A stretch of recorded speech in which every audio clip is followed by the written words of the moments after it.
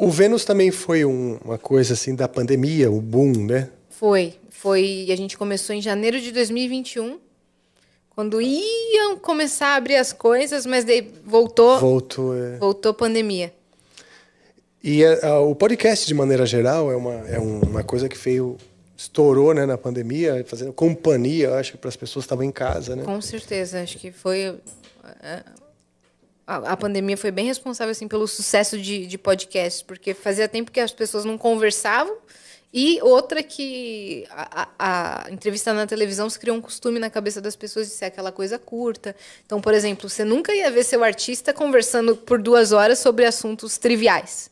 Sim. Sabe? Uhum. Isso era muito impossível. Então, o podcast trouxe esse formato novo na comunicação. Na verdade, já tinha podcast, né? Que era o audível. Sim. Então, isso já rolava. Mas esse formato de videocast com convidados e de 2 horas para cima, que nem o Joe Rogan começou a fazer nos Estados Unidos e o Flow trouxe para cá, para abrir esse formato no Brasil, cara, aí esse que pegou de verdade. Será que nos outros países, além do Joe Rogan e dos Estados Unidos e o Brasil, virou uma febre mundial, será? Sim, porque eu pesquisei outro dia, eu estava pesquisando o que estava em alta dos podcasts pelo mundo. Eu fico pesquisando. Na Europa, febre. Ah, é? Febre. Na Europa tá uma febre. E na Argentina também. Na Argentina também? Também. Quando você falou pesquisando, era porque para entender tipos de assunto? Eu queria entender o que estava em alta para ver o que seria a próxima tendência dentro dos podcasts. Eu fico pesquisando essas coisas, sabe? Para entender quais serão os próximos passos. Porque geralmente isso acontece lá fora, depois vem para cá. Tá. Então eu fiquei vendo se tinha alguma nova tendência, algum quadro novo para fazer, tipo de cenário e tal, alguma ferramenta nova, mas ainda não. Ainda lá fora tá o mesmo formato, mas quadradinho, sabe? Quadradinhos. De mesa, microfone, convidado, e é isso. Você vê mais... O que é mais comum? 2 pessoas conversando, 3, 4, não tem nada a ver? Lá? Ou no Vênus? Não.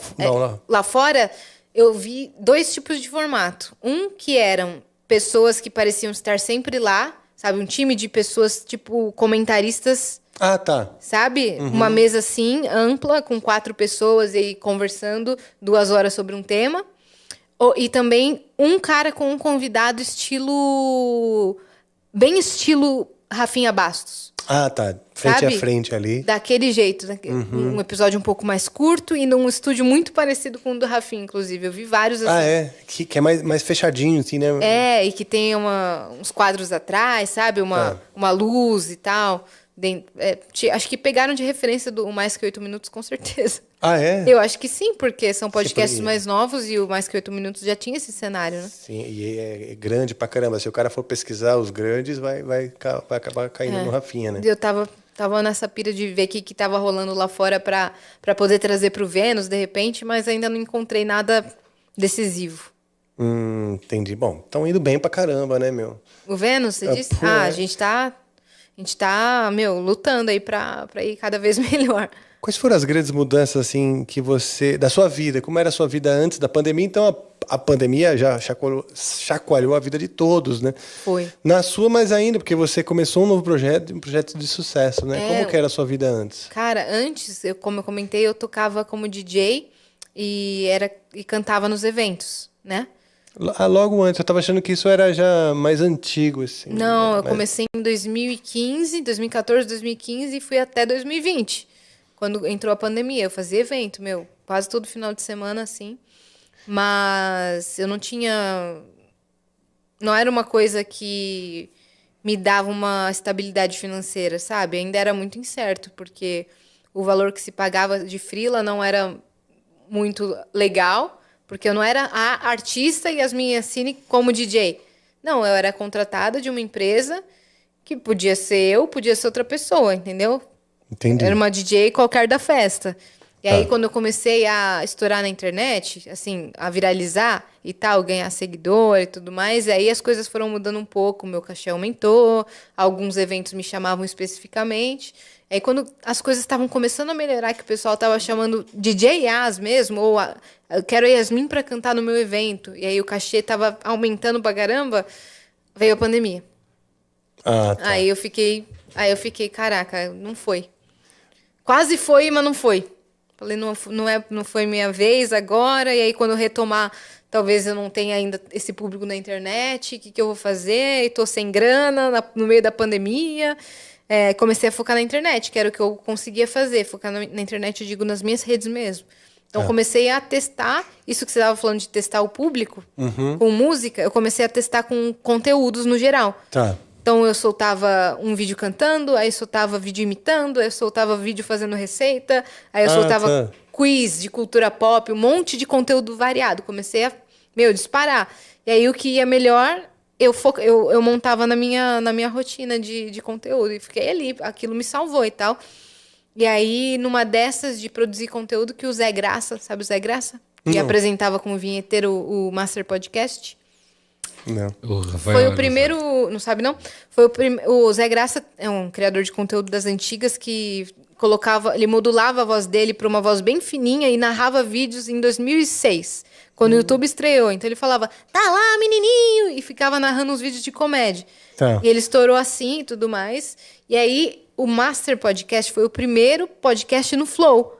O primeiro de todos, antes de ter Estúdios Flow, antes de ter nada, antes de ter Podpah, foi o Master. Ah, é? Chamava... Com o Zé Graça. Com o Zé Graça e o vinheteiro. E o vinheteiro, olha só. E aí, no meio da pandemia, agosto, os caras me chamaram pra ir lá. Ia ser o segundo episódio. E aí o Flow tava testando isso de emprestar estúdio e ver como é que seriam outros programas além do deles e tal. Eles já estavam em São Paulo? Já. Estavam em São Paulo, mas naquela primeira casa, sem ser essa anterior. Tá. A primeira mesmo. Tá. Primeirinha. Que era só uma casa e tal, reta, não tinha andares, era só uma salinha. Tá. E aí eles me chamaram lá.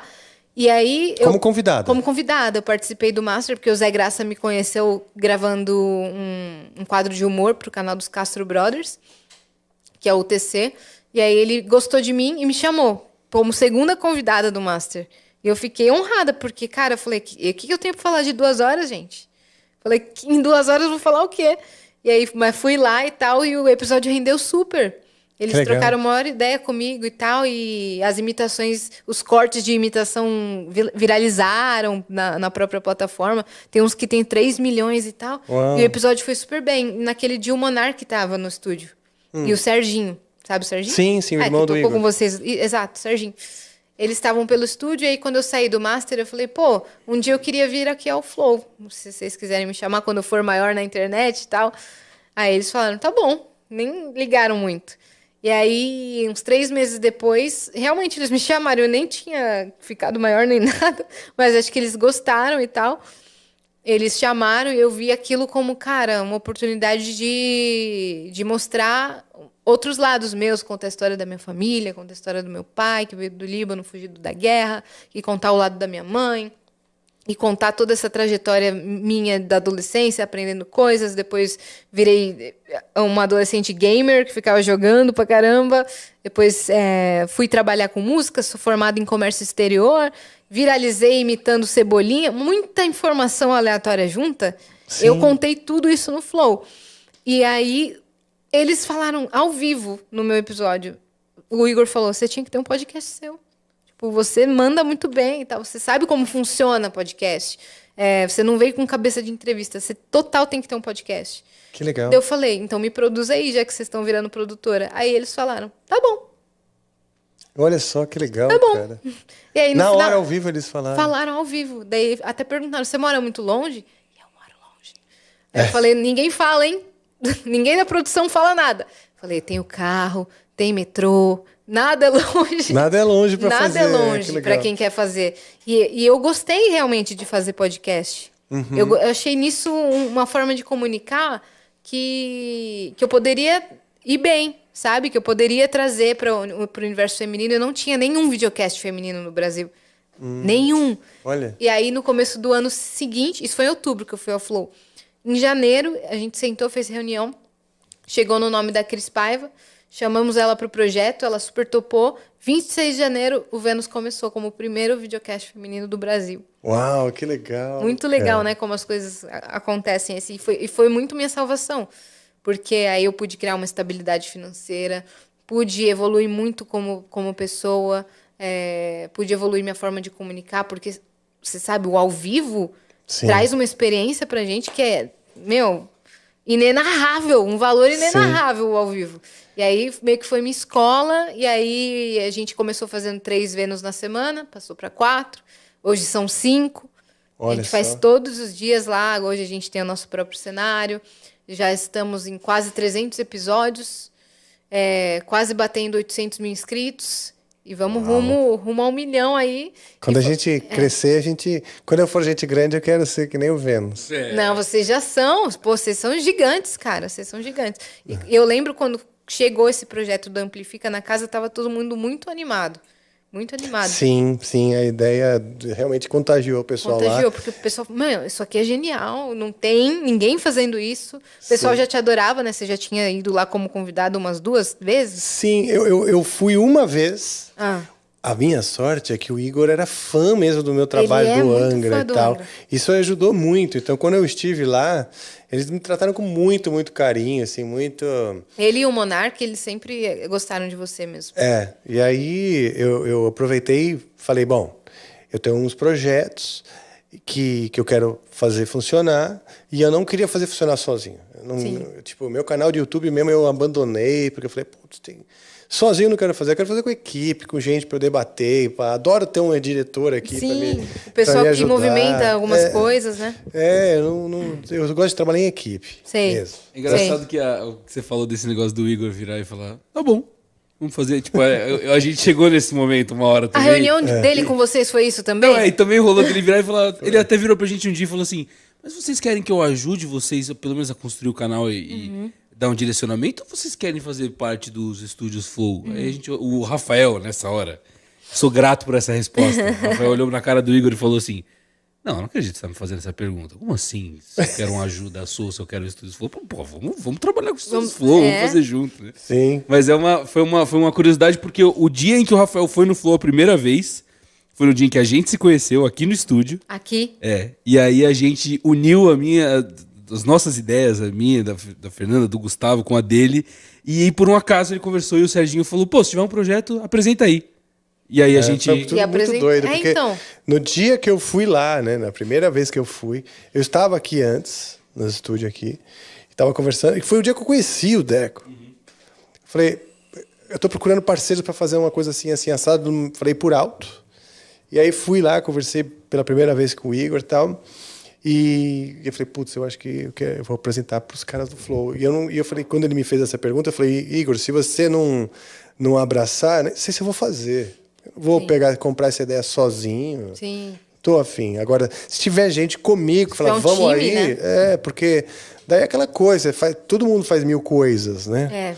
Então, e eu sei quanto que você precisa se dedicar. E se você tá sozinho, cara, é muito, né? É muita coisa para cuidar, porque a galera acha que a gente só senta aqui e troca ideia durante 2, 3 horas. Tipo, se fosse só isso, tava difícil já, mas tava até que ok. Sim. O resto é que é duro. Você cuidar da parte burocrática das coisas, aí você faz reunião com o comercial, faz reunião com o financeiro, aí você cuida da agenda, e tem a produção, e aí tem que direcionar a produção, e a produção bate nome, aí a gente recebe um não, o que a gente pode fazer agora?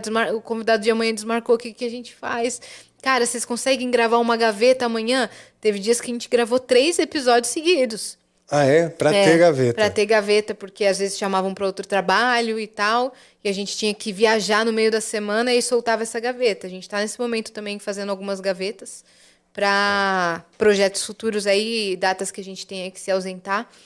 Mas o Vênus tá aí, tá de vento em polpa, e eu sou muito grata ao Monark e ao Igor por terem visto isso acontecendo, terem tido esse vislumbre, sabe, de um podcast, um videocast feminino acontecendo, e terem visto isso em mim e visto isso na Cris, meio que mudou minha carreira, assim. E hoje é o projeto para o qual eu mais me dedico. Eu me dou inteira para o Vênus. Eu sou muito assim, minha vida é muito de ciclos. Eu pego um projeto novo dentro da arte, sempre dentro da arte que eu me dedico mais. Tanto ser DJ, tanto ser cantora nos eventos, ou na internet mesmo, ser criadora de conteúdo, ou apresentadora de podcast, eu abraço o projeto e aquilo vai ser a minha vida. Eu vou fazer tudo o que eu puder fazer para aquilo funcionar, até esgotar todas as possibilidades. Porque um dia pode ser que esgote, né?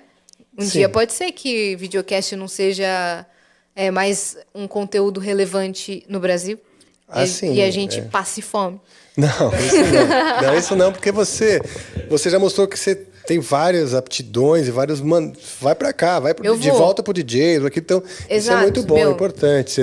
Você manja de game, então pronto, vamos fazer um negócio... Exato, eu acho que você vai agora... Mas o Vênus ainda tem vida longa, o Amplifica tem vida longa, o Flow tem vida longa. Acho que videocast, conversa não fica velha, sabe? Conversar não fica obsoleto. Sim,